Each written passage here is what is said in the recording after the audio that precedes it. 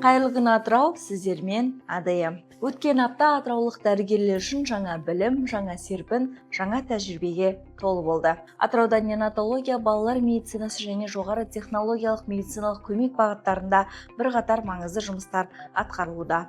3 күндік оқыту барысында 20 неонатолог пен анестезиолог, реаниматолог дәрігер жаңа туған нәрестелерге респираторлық қолдау көрсетудің заманауи әдістері меңгерді. Халықаралық сарапшылар Алексей Мостовой мен Семен Межинский тәжірибелік дәрістер өткізіп, клиникалық жағдайларды талдады.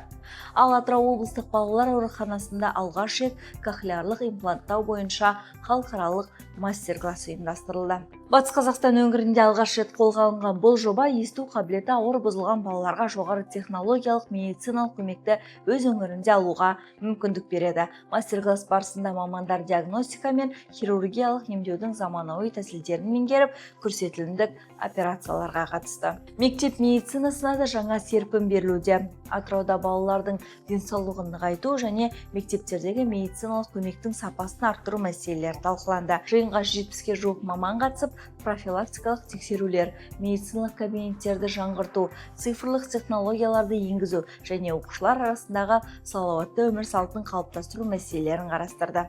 Сонымен қатар өңірде жаңа медициналық нысандардың құрылысы жалғасуда. Атырау қаласындағы Өркен және Нұрсая ықшам аудандарында салынып жатқан 2 емхананың құрылысы аяқталуға жақын. Өркен ықшам ауданындағы емхананың дайындығы 70%-ға, ал Нұрсаядағы нөмірі 5-ші емхананың дайындығы 90%-ға жуықтады. Әр емхана бір ауысымда 250 пациентті қабылдай алады.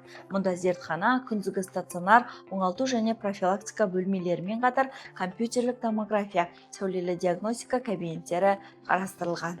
Ал облыстың денсаулық сақтау саласының 2026 жылдың бірінші жартыжылдығындағы қорытындысы бойынша оң көрсеткіштер бар. Соңғы 3 жылда жалпы өлім жітім 6,2%-ға, туберкулезден сырқаттанушылық 19,3%-ға, ал ана өлімі 70%-ға дейін төмендеген. Дәрігерлер саны 1575-тен 1775-ге дейін артып, маман тапшылығы 201-ден 90-ға дейін қысқарды. Жоғары технологиялық медициналық көмектің даму нәтижесінде басқа өңірлерге емделуге жіберілетін тұрғындар саны 27%-ға азайды.